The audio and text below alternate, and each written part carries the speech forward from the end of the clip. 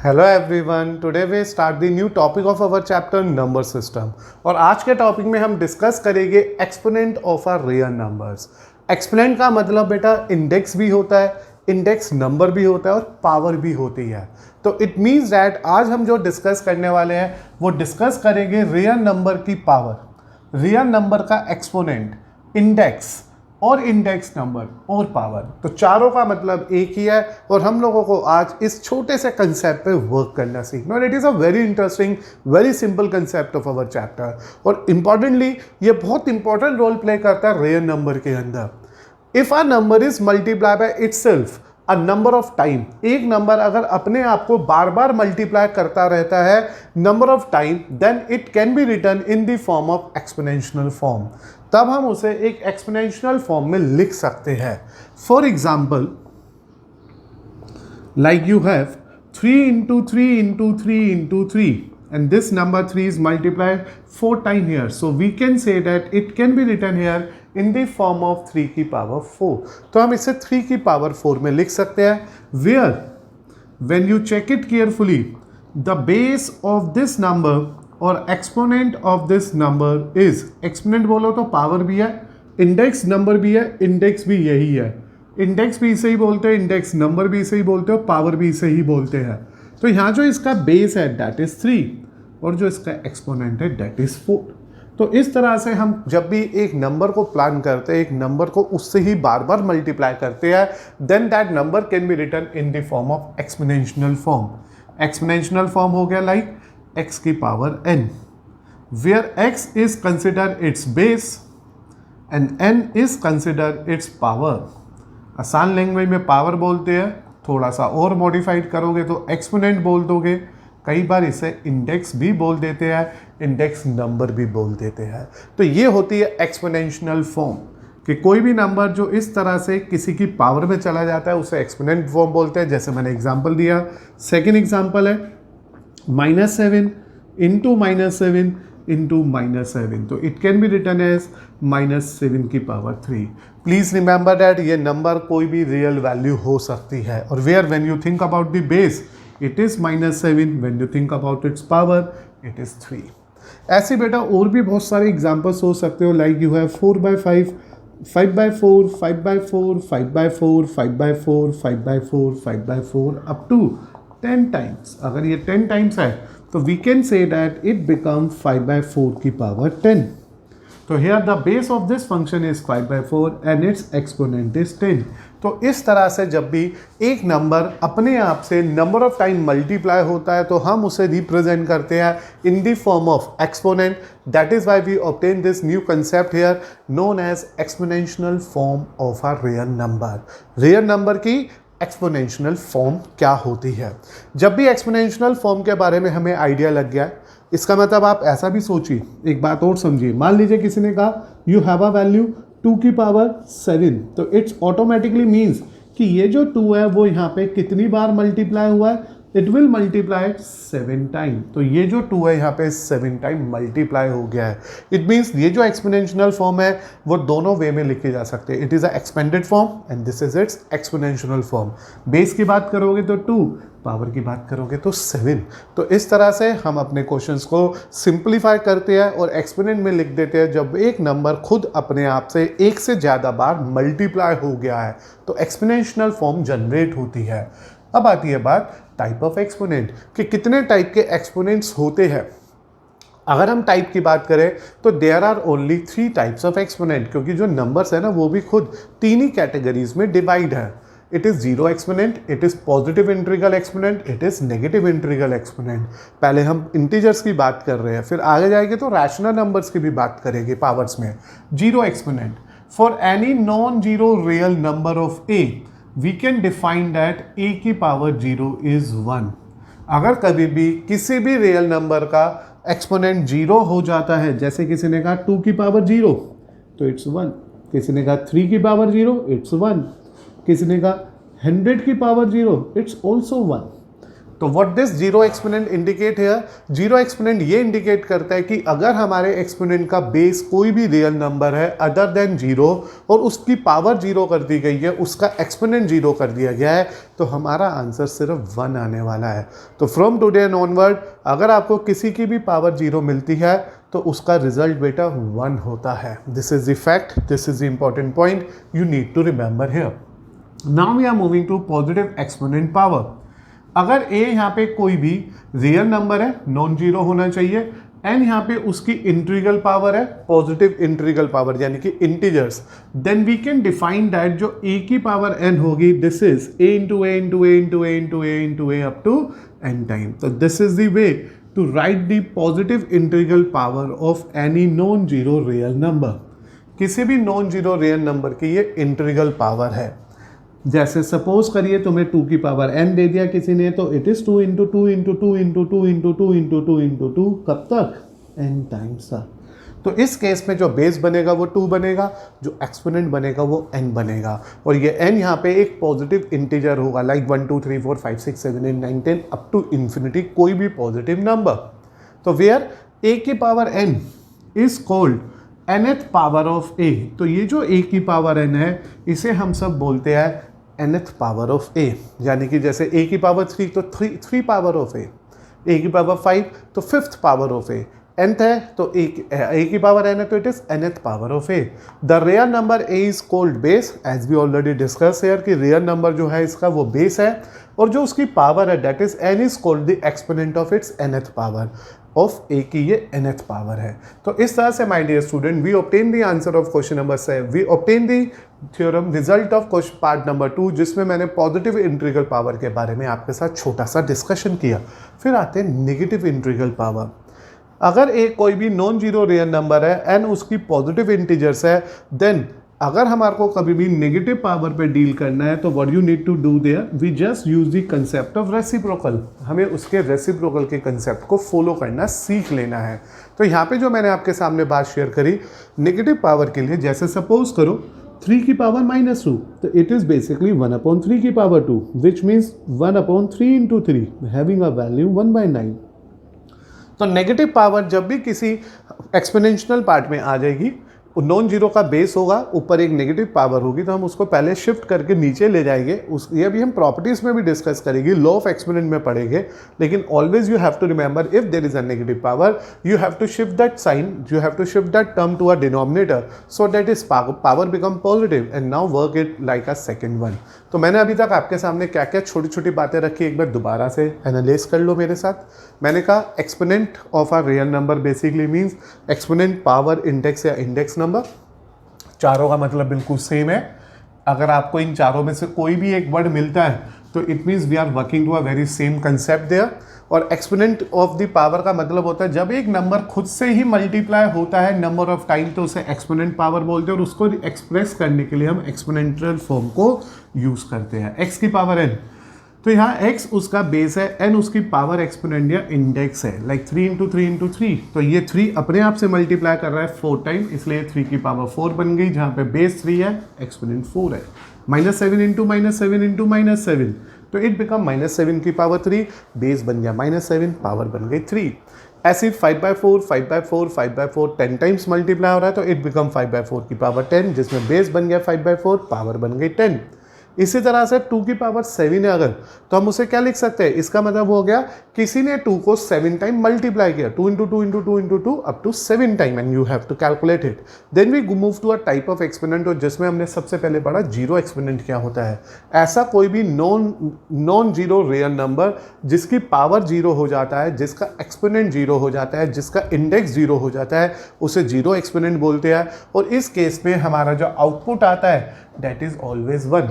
तो कोई भी रियल नंबर ले लो, उसकी अगर पावर में जीरो आ गया, उसका एक्सपोनेंट अगर जीरो आ गया, तो उसका जो रिजल्ट आने वाला है, उसकी जो वैल्यू आने वाली है वो हमेशा 1 आने वाली है। इसी तरह से आता है पॉजिटिव इंडेक्स। ये जितने भी एग्जांपल्स मैंने यहाँ पे दिए थे ये सब के सब पॉजिटिव इंडेक्स के ही थे।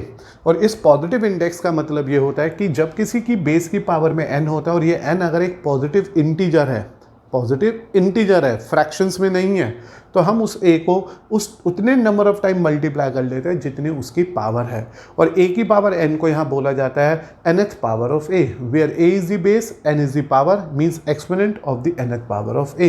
इसी तरह से अगर हम लोगों को कभी नेगेटिव इंटीग्रल पावर पे डील करना होता है, माइनस वाली पावर पे डील करना होता है, तो you have to remember there very carefully कि हम लोग वहाँ पे इस नेगेटिव पावर को फर्स्ट ऑफ ऑल शिफ्ट कर देते हैं डिनोमिनेटर में, so that it become a positive power again, and now we can treat our question in a very same logic, in a very same manner here.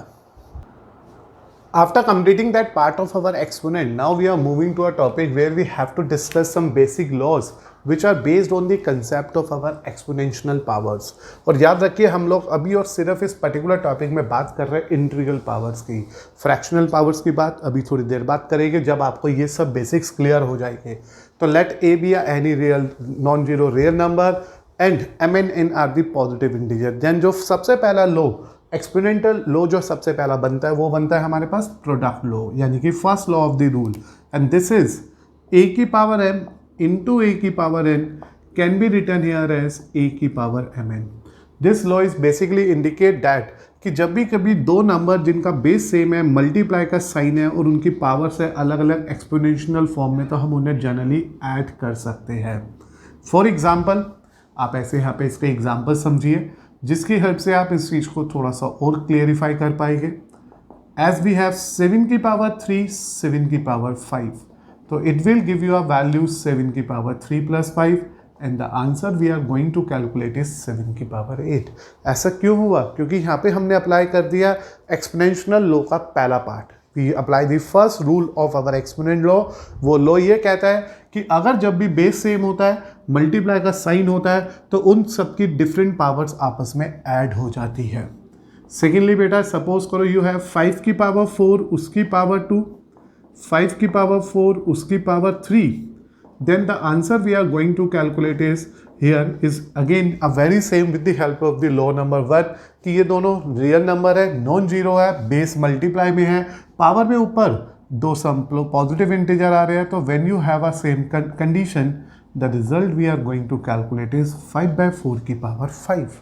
तो point to be remember क्या है यहाँ पे कि ऐसे कोई भी क्वेश्चन जिसमें same base with different power होती है और बीच में मल्टीप्लाई का साइन होता है, तो हम उन सब की पावर को आपस में ऐड कर लेते हैं, and this logic is generated with the help of first law of this particular concept that is known as product rule. In generally होता क्या है कि अगर मान लीजिए ए की पावर एम, ए की पावर एन, ए की पावर पी, ए की power q, where p and q is also like a positive integer, then इस बार जो हमारा इसका रिजल्ट आ जाएगा वो आ जाएगा ए की power m plus n plus p plus q and so on. तो पॉइंट टू बी रिमेंबर क्या है कि ऐसा नहीं है कि सिर्फ ये रूल दो ही टर्म पे वर्क करेगा। If you have a term more than 2 and having a same base, then also this rule worked very careful, go for a very same result, like minus 3 की power 5, minus 3 की power 4, minus 3 की power 2, then when you go for the sum of this value, result of this value, it is minus 3 की power 5 plus 4 plus 2, and this will give you a value minus 4 की power 11, minus 3 की power 11। तो ये इसका general method भी बन जाता है। तो इस तरह से बेटा हम लोगों ने फोकस किया हुआ है सिर्फ पहले लो पे एक्सपोनेंट के, कि अगर हमारे क्वेश्चन में हमारे पास जो टर्म है वो एक्सपोनेंशियल फॉर्म में है, सेम बेस है, मल्टीप्लाई का साइन है, तो we have to just add their different powers. Suppose कर लो एग्जाम्पल 4 है, 5 की पावर 3, 5 की पावर 4, 5 की पावर -2, 5 की पावर 7। अब क्या करना चाहिए? तो सबसे पहले हमने ऑब्जर्व करा कि सबका बेस सेम है, मल्टीप्लाई का साइन है, फर्स्ट लो इसमें भी वर्क करेगा, और इट इज़ 5 की पावर 3 प्लस 4 प्लस -2 प्लस 7, और when you go for the simplification here it is 14 - 2, the answer we are going to calculate is 5 की पावर 12। तो इस तरह से my dear student we can simplify our question here. आप चाहो तो इसे फर्दर भी मल्टीप्लाई कर सकते हो, कैलकुलेट कर सकते हो, but when we have a long powers, bigger powers, we never need to calculate that value and always left our question, our result in its exponential form only. तो इस तरह से बेटा लॉ ऑफ इंटीग्रल एक्सपोनेंट में मैंने अभी तक आपके साथ फर्स्ट लॉ डिस्कस किया जिसका नाम है product law. Why the name product law work there, क्योंकि यहाँ पे जितनी भी टर्म्स आएगी सबका बेस सेम होगा और बीच में मल्टीप्लाई का साइन लगा होगा। और what we have to treat there, क्या करना होगा हमारे को, उन सब की पावर्स को ऐड ऑन कर देना होगा जैसे हम न्यूमेरिकली इंटीजर्स को ऐड कर देते हैं। नाउ बेटा we are moving to a second law of this part where we have to discuss the quotient law. पहले हमने पढ़ा प्रोडक्ट लॉ क्या होता है, अब हम पढ़ने जा रहे हैं क्वोशिएंट लॉ क्या होता है। अगर दो नंबर जो आपस में डिवाइड में है with different powers, like you can say that a की power n divided by a की power n, because of the sign of division we can say that here we have to work for the exponent law. a की power n upon a की power n is give you a value as a की power mn m minus n अगर mn से बड़ा है। देखिए सबसे important point क्या है, मल्टीप्लाई था तो पावर ऐड हो रही थी, डिवाइड है तो पावर माइनस हो रही है, सिर्फ यही लॉजिक दिमाग में रखना है। फॉर एग्जाम्पल, यानी कि अगर मैं इसकी बात करूं तो पहले इसको ही सोच लो, तो ये पावर माइनस हो रही है और यहाँ पे मैंने आपके लिए एग्जाम्पल फॉलो करना शुरू किया है कि like you have a question here 3 की पावर 5 डिवाइडेड बाय 3 की पावर 3। तो the rule say that, the law say that, second law of exponent ये कहता है, एक्सपोनेंशियल लॉ ये कहता है कि अगर ये दोनों टर्म सेम बेस के साथ है विद डिफरेंट पावर्स है then we have to subtract that, क्योंकि बीच में डिवाइड है। But here we have 3 different situation. अगर आप सिचुएशंस याद कर सकते हो तो वेल एंड गुड, वरना डायरेक्टली कर लेना एंड देन मॉडिफाइड होकर सिंप्लीफाई हो जाएगा। सिचुएशंस क्या है, बहुत इजी है सिचुएशन। 3 बातें बन सकती है, या तो m n से बड़ा होगा या m n से छोटा होगा या दोनों इक्वल होंगे। तो in the case hair when you observe the m it is 5 it is 3, तो इट इज़ क्वाइट क्लियर कि m n से बड़ा है, तो हमारे पास जो आंसर आएगा वो 3 की पावर 5 माइनस 3 की पावर 2 आ जाएगी, गिविंग योर वैल्यू 9। तो इसका आंसर 9 आ जाएगा या 3 की पावर 2 आ जाएगी। The only point you need to remember is that base है दोनों का सेम, बीच में डिवाइड का साइन यानी कि क्वोशिएंट रूल लगेगा and because of that quotient law power हो जाएगी माइनस। इसी तरह से बेटा अगर सेकेंड सिचुएशन की बात करते हैं तो सेकेंड सिचुएशन में मैंने सेम क्वेश्चन दिया, लेकिन इस बार ऊपर पावर 3 है, नीचे पावर 5 है। तो इट इज़ क्लियर दैट कि इस बार m छोटा है n बड़ा है, n बड़ा है m छोटा है, इसलिए जो हम रिजल्ट निकालेंगे वो निकालेंगे 1/3 की पावर 5 माइनस 3, इट इज़ 1/3 की पावर 2, और क्योंकि पावर 2 कैलकुलेट हो सकती है 1/2। अगर आपने इस बात की केयर नहीं भी करी तो आप तो सीधा सीधा क्या कहोगे, बेस सेम है, मल्टीप्लाई का डिवाइड का साइन है तो पावर माइनस हो गई, तो ये 3 की पावर -2 हो गई and it's not a very different for us. अभी हमने नेगेटिव पावर सीखी थी, नेगेटिव इंटीग्रल पावर में जब भी नेगेटिव पावर आ जाएगी तो उसे नीचे शिफ्ट कर देंगे तो automatically it will give you a very same answer as we discuss in our first condition. तो आप चाहो तो इसे 3 रूल याद कर लो, चाहे तो सिर्फ एक ही रूल याद रखो, और वो रूल क्या है कि एक्सपोनेंट लॉ ये कहता है कि अगर बेस सेम है, डिवाइड का साइन है बीच में, तो पावर माइनस होने वाली है।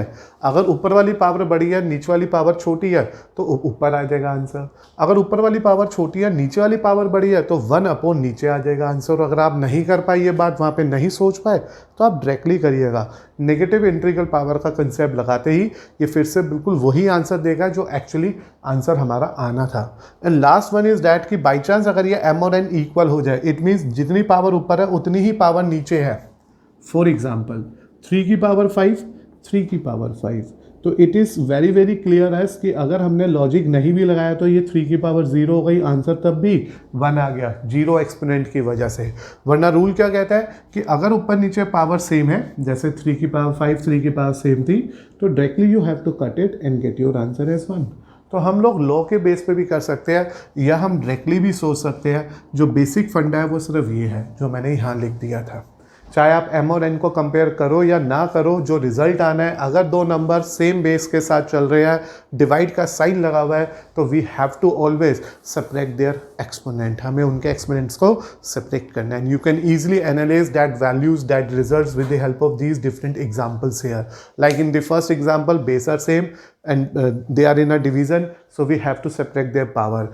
5 में से 3 गए 2 आ गया, 3 की पावर 2 9 आ गया. In a very same manner when we think about this second example here, base same है, पावर माइनस हो गई, लेकिन क्योंकि यहाँ पे नीचे वाली पावर बड़ी है ऊपर वाली पावर छोटी है, इसलिए डिफरेंस नीचे लिख लो.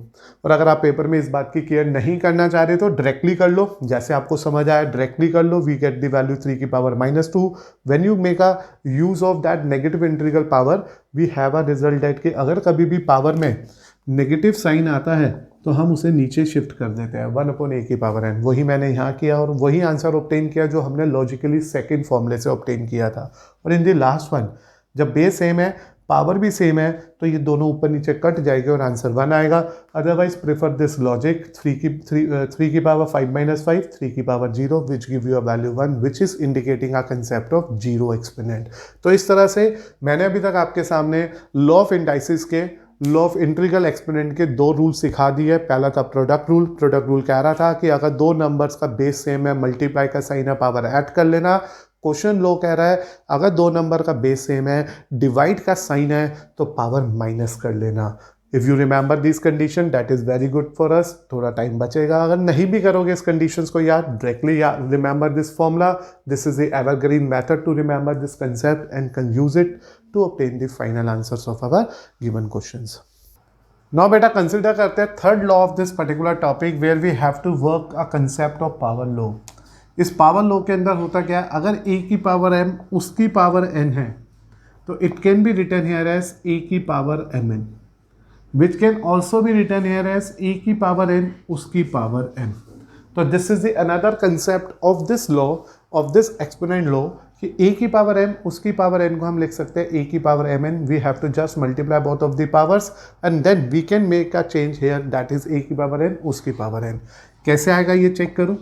वी नो डैट a की पावर m उसकी पावर n का मतलब हुआ a की power m into n, which means a की power mn, which also means a की पावर n, क्योंकि we know that mn is equal to nm, which indicate that a की power n into m and finally it is a की power n उसकी power n.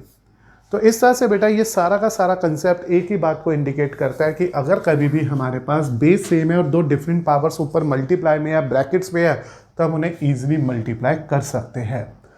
For example, इसके भी examples पे ध्यान दीजिए. जैसे पहला एग्जाम्पल मैंने आप सबके लिए ले लिया, 2 की पावर 3 उसकी पावर 4. तो what this indicate, finally this indicate here that कि ये लिखा हुआ है 2 की पावर 3 इंटू 4 विच मीन्स 2 की पावर 12. तो हमारे पास जो रिजल्ट आ जाएगा इस पावर लॉ के अकॉर्डिंग, जो वैल्यू आ गई है वो 2 की पावर 12 आ गई है. इसी तरह से अगर आप सेकेंड एग्जाम्पल को सोचते हो, लाइक सपोज करो 5 की पावर -2 उसकी power -3. This will indicate that it is 5 की पावर -2 इंटू -3, it is 5 की पावर 6 बेटा. तो here the result we are going to calculate for the question number second here is 5 की power 6, just because of the reason क्योंकि यहाँ जो m और n है वो -2 इंटू -3 है. ऑफकोर्स m और n तो पॉजिटिव है लेकिन उसके आगे नेगेटिव का साइन लगा हुआ है और ये मेरे पास इसकी मल्टीपल वैल्यू आ गई है. इन अ वेरी सेम मैनर अगर कभी भी 2 की पावर 3 उसकी 2/3 की पावर 3 उसकी पावर 4 लिख दी जाए तो अब क्या होगा हमारा answer. What we need to do for the simplification of this part. तो here you can say that it become 2/3 की power 3 into 4 which will give you value 2/3 की पावर 12. तो इस तरह से बेटा इस बार जो आउटपुट आएगा, इस बार जो रिजल्ट निकल के आएगा वो आ जाएगा 12. एंड फाइनली बेटा when you go for the another example also, तो मैं 1 बाय 1 आपको डिफरेंट एग्जांपल्स प्लॉट करवा रहा हूँ सो डैट कि आप इजीली उसके रिजल्ट्स पे सोच सके. 5/6 की पावर -4 उसकी पावर 3 आ गया. तो this will give you a value 5/6 की power -4 into 3 which will give you a value 5/6 की होल पावर -12. और जब भी कभी नेगेटिव पावर आती है तो we discuss one law for this that is negative exponential law and that say that कि हम इस पावर को पॉजिटिव करने के लिए रेसिप्रोकल में ले जाएंगे. तो इट बिकम 1/5/6 की power 12. We make a reciprocal of this term to make this positive. As a result इसका जो रेसिप्रोकल होगा वो 5/6 6/5 की पावर 12 आ जाएगा. तो this is the way to obtain the values of our functions, to obtain the values of our exponent terms. जब मेरे को उसमें रूल नंबर 3 निकालना है, तो अब तक मैंने 3 रूल सिखा दिए। पहला था product rule, same base multiply का साइन पावर ऐड। दूसरा था question rule, same base divide का साइन पावर माइनस। तीसरा है पावर रूल, यानी कि पावर लो। पावर लो क्या कहता है, बेस के अंदर अगर बेस की पावर में 2 डिफरेंट टर्म्स है, डिफरेंट वन नंबर्स है, तो उन्हें सिंपली हम मल्टीप्लाई कर सकते हैं और a की पावर m उसकी पावर n है तो उसे a की पावर mn लिख सकते हैं, या उसे a की पावर n उसकी पावर m लिख सकते हैं। And this is the shifting step जो आपने सीखे। Then one by one we try 4 different examples here to obtain that very same answer with the help of power law. 2 की power 3 उसकी power 4 देगा, 2 की पावर 12, 5 की पावर -2 उसकी power -3 देगा, 5 की power 6 and so on we obtain the respective values. ना बेटा कंसिडर करते हैं रूल नंबर 4, लॉ नंबर 4, जो थोड़ा सा डिफर है as compare to previous 3 laws. Here we have a and b as 2 non-zero real numbers and n be the positive integer. Then a into b की whole power n। The point to be remember is that a और b यहाँ तो अलग अलग numbers हो गए हैं, और अगर a इंटू बी की पावर में n है तो it can be return as a की पावर n b की पावर n। हम इसे लिख सकते हैं a की पावर n इंटू b की power n। In a very same manner ये मल्टीप्लाई में थी तो भी पावर डिस्ट्रीब्यूट हो गई, अब ये डिवाइड में है डिफरेंट बेस तो भी पावर डिस्ट्रीब्यूट हो जाएगी। But you have to remember that the denominator of this portion never be 0. This is the provided condition. कोई भी नंबर तभी काम करता है जब उसका डिनोमिनेटर 0 नहीं होता है। फॉर एग्जाम्पल, जैसे आपसे किसी ने कहा कि कैसे हम इस लॉ को यूज़ करेंगे, तो किसी ने आपसे कहा 10 की पावर 4 है, तो this is confirm my dear student, जो ये 10 है this is not a prime number and we can write this 10 as 2 into 5 की power 4 like in the form of AB. और now बेटा when you make a simplification it become 2 की power 4 5 की power 4, because property say that law number 4 ये कहता है कि अगर अंदर 2 अलग अलग टर्म्स है उसकी डिफरेंट पावर्स है तो हम उनको सेपरेट कर सकते हैं। ऐसे आप समझिए, सपोज करिए you have to go for 6 की पावर 7, तो we can know that this 6 can be written here as 2 into 3 की power 7 as in the form of prime numbers, as it will break in the term of 2 values. So it is 2 की power 7, 3 की power 7. तो it's not a very tough one, a very simple one. जितनी भी terms अंदर होगी वो उसकी सभी पावर में चला जाएगा। इन जनरल ऐसा नहीं है कि सिर्फ 2 ही, अगर 2 से भी ज़्यादा टर्म्स है अंदर विद पावर तो उन सब पे भी ये इंडिविजुअली पावर शिफ्ट हो जाएगी एज इट इज़।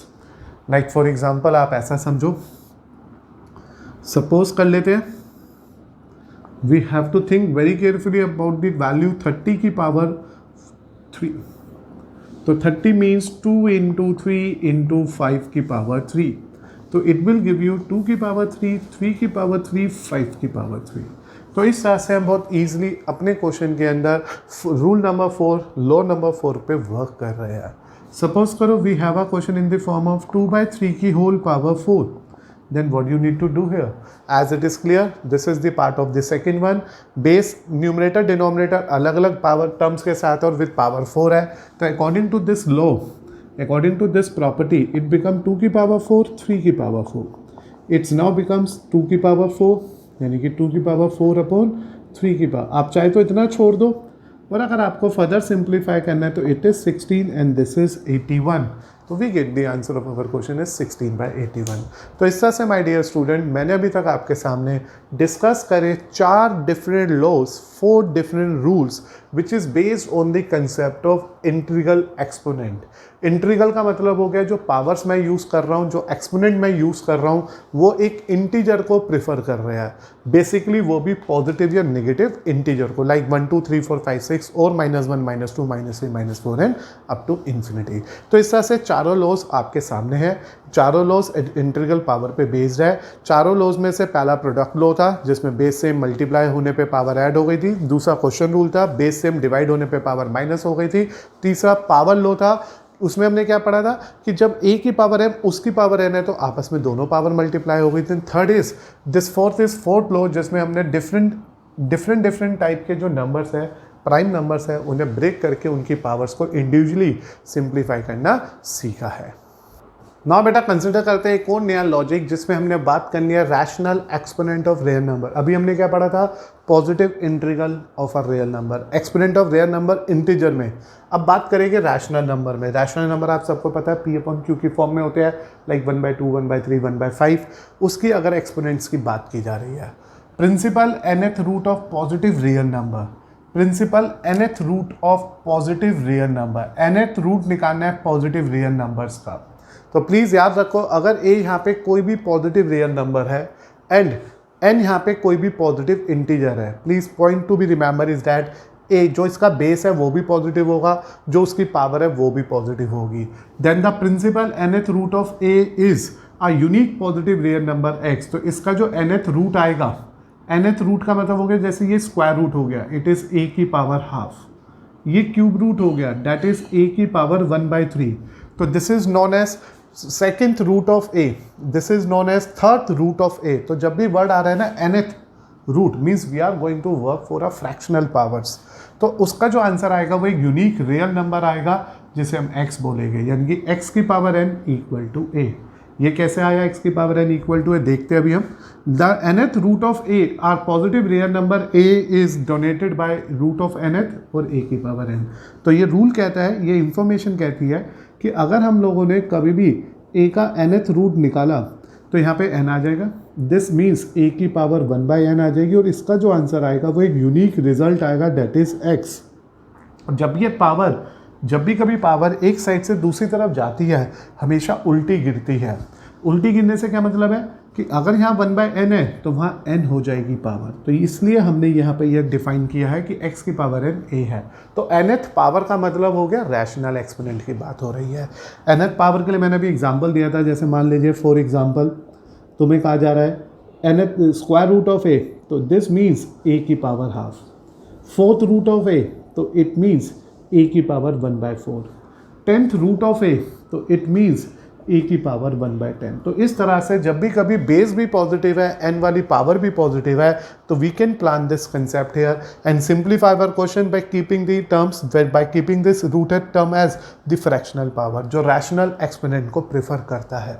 इसी तरह से अगर हमारे को nth root negative real number की बात करनी है, यानी कि यहाँ जो a है वो क्या होगा, नेगेटिव रियल नंबर होगा। तो a हमारा नेगेटिव रियल नंबर है, n हमारा ऑड इंटीजर है। The point to be remember, इसमें तो n कोई भी पॉजिटिव इंटीजर था, यहाँ पे सिर्फ और सिर्फ वो ऑड इंटीजर है।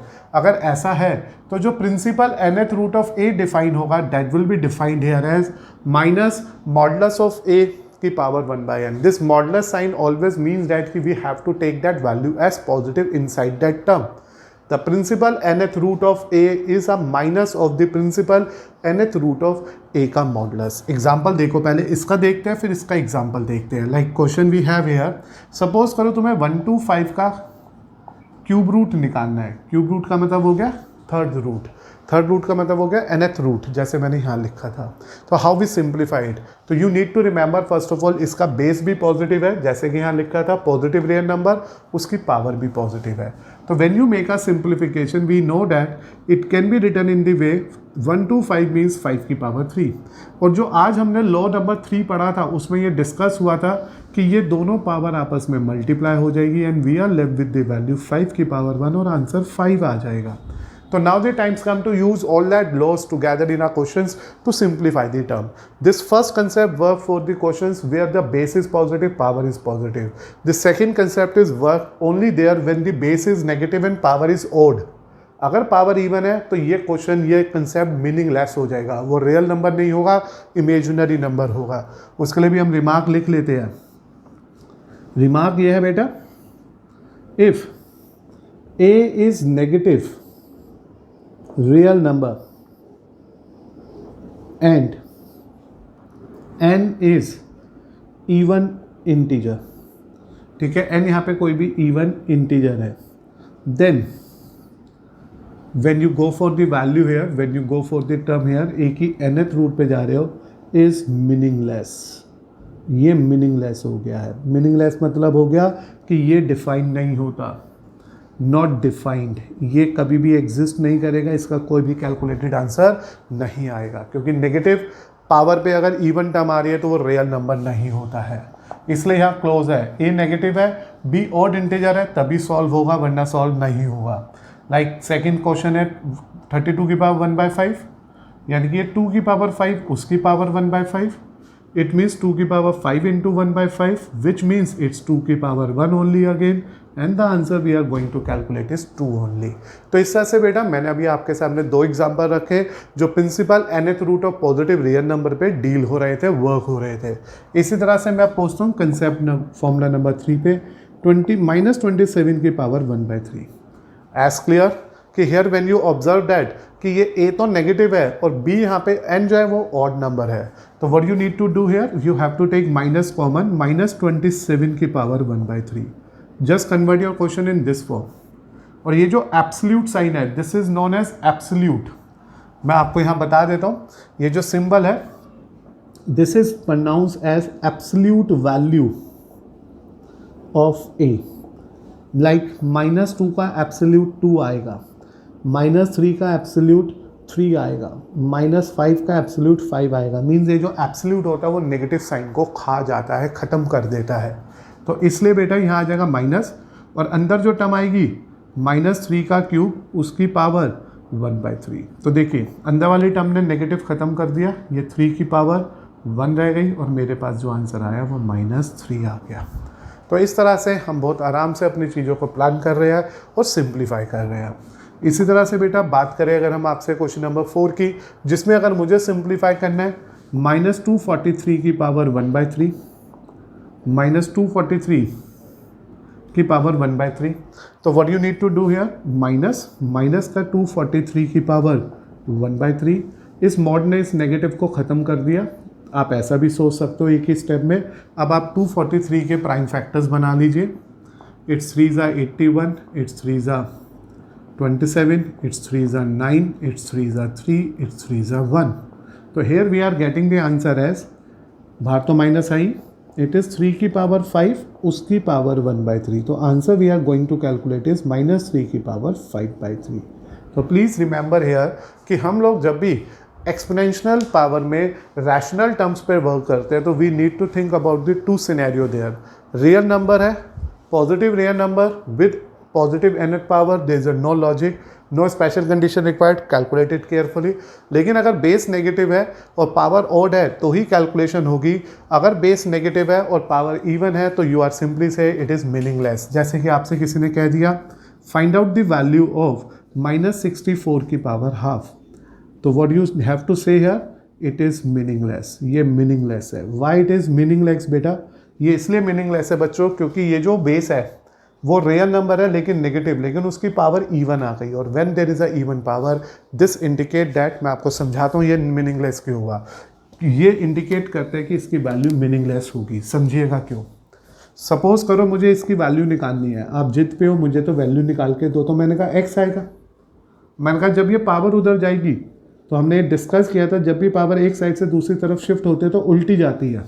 अगर 2 है तो हाफ गिरेगी, हाफ है तो 2 चढ़ जाएगी, यानी कि मैंने स्क्वायरिंग कर ली। तो हमने देखा कि किसी का स्क्वायर नेगेटिव आ रहा है, and which is not possible, which is not possible. Why it is not possible बेटा, ये इसलिए पॉसिबल नहीं है क्योंकि किसी का भी स्क्वायर नेगेटिव आता नहीं है।